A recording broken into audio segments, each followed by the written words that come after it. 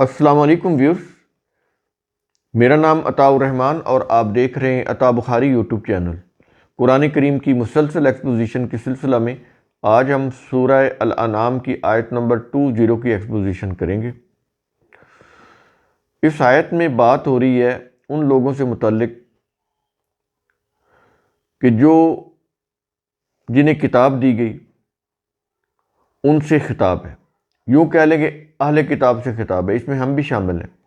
یہ کہتے ہیں نا کہ صرف جیوز اور کرسچین نہیں، ہم بھی اس میں شامل ہیں، سب اس کے اندر شامل ہیں۔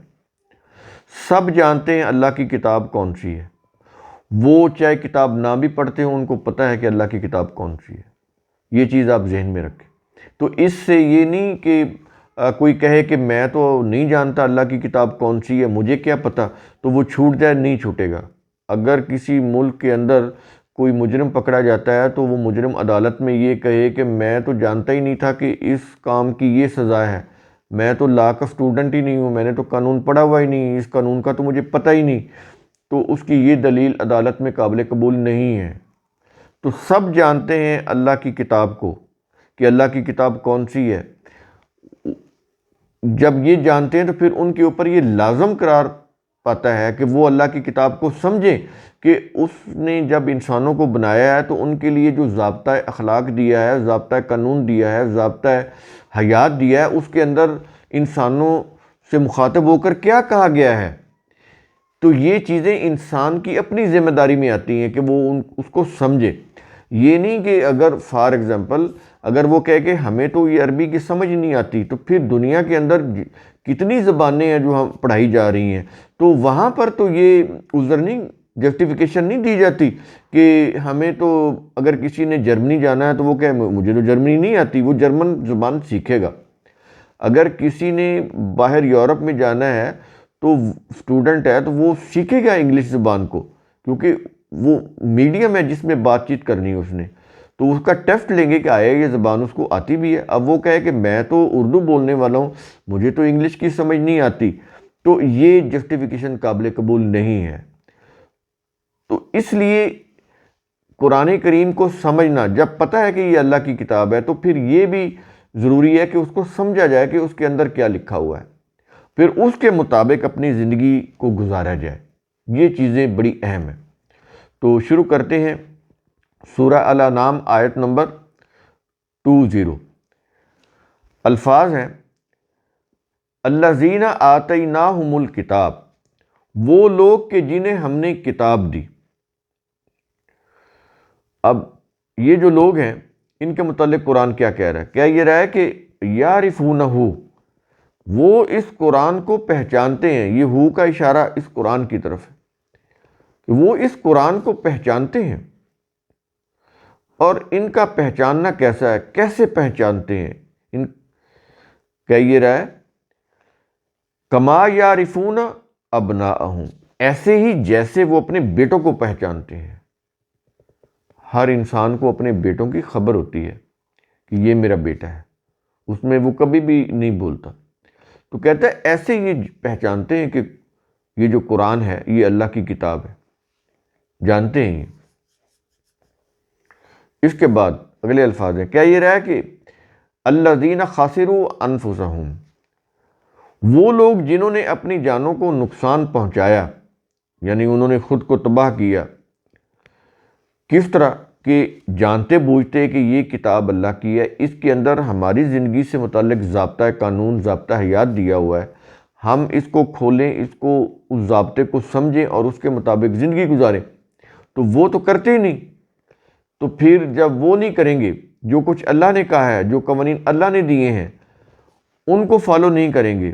فالو کس کو کریں گے؟ اپنے مسالک کو، اپنے آباء و اجداد کے جو دیے ہوئے ان کے جو عقائد ہوتے ہیں ان کو، اپنے مذہبی پیشواؤں کی لکھی ہوئی کتابوں کو، ان کی دی ہوئی شریعتوں اور فقہوں کو۔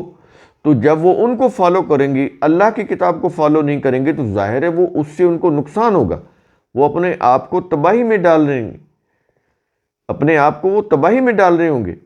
تو اس لیے کہا یہ جا رہا ہے کہ وہ لوگ جنہوں نے اپنی جانوں کو نقصان پہنچایا، انہوں نے خود کو تباہ کیا، یہ ہے اس کے معنی۔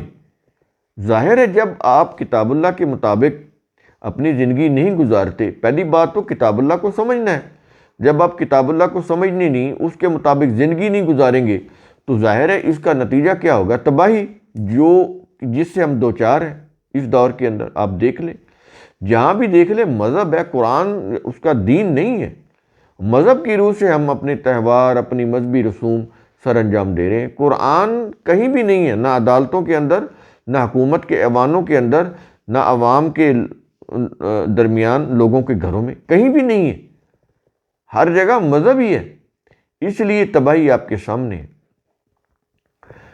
تو آیت کے آخر میں کیا یہ رہا ہے کہ فَهُمْ لَا يُؤْمِنُونَ، تو وہی لوگ ہیں جو ایمان نہیں لاتے، وہی لوگ ایمان نہیں لاتے۔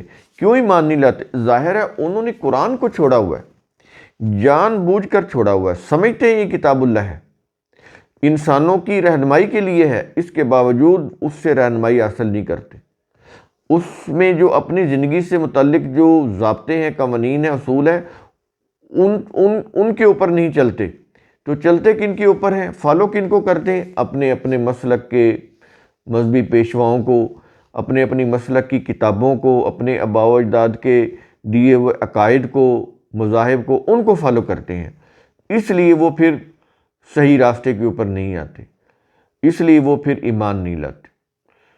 تو یہ چونکہ ایمان کے اندر امن بھی ہوتا ہے، تو ظاہر ہے جب ایمان نہیں لاتے تو پھر اس سوسائٹی میں پھر امن بھی نہیں ہوتا، وہ ایک دوسرے سے مذہب کے نام کے اوپر لڑتے جھگڑتے رہتے ہیں، سیاست کے نام کے اوپر لڑتے جھگڑتے رہتے ہیں، اپنے اپنے مفاد کے لیے وہ لڑ رہے ہوتے ہیں، قومی سوچ نہیں ہوتی، قومی دھارے میں نہیں ہوتے، وہ سٹریم لائن میں نہیں ہوتے، اپنے اپنے فائدوں کے لیے وہ لڑ جھگڑ رہے ہوتے ہیں، کوئی مسالک کے اپنے مسلک کے پیچھے لڑ رہا ہے، کوئی اپنے سیاسی فرقے کے لیے لڑ رہا ہے، کوئی اپنے مذہبی فرقے کے لیے لڑ رہا ہے۔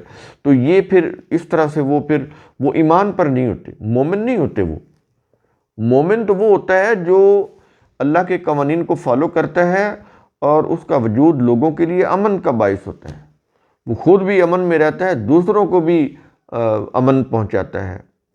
تو جو خود بھی امن میں نہ رہے، دوسروں کو بھی امن نہ پہنچائے، تو ظاہر ہے وہ ایمان تو نہیں لایا۔ وہ بظاہر کہتا رہا میں نے کلمہ پڑھا ہوا ہے، میں کلمہ پڑھتا ہوں، میں اسلام کے ارکان جو ہیں وہ بھی میں ان کے اوپر بھی میں عمل کرتا ہوں، تو ٹھیک ہے، وہ نماز پڑھتا ہوں، روزہ رکھتا ہوں، حج کرتا ہوں، تو ٹھیک ہے، وہ 2.5% زکوٰۃ بھی دیتا ہوں، لیکن جو اصول ضابطے، جو نظریات ہیں قرآن کے، اس سے وہ ہٹا ہوا ہے۔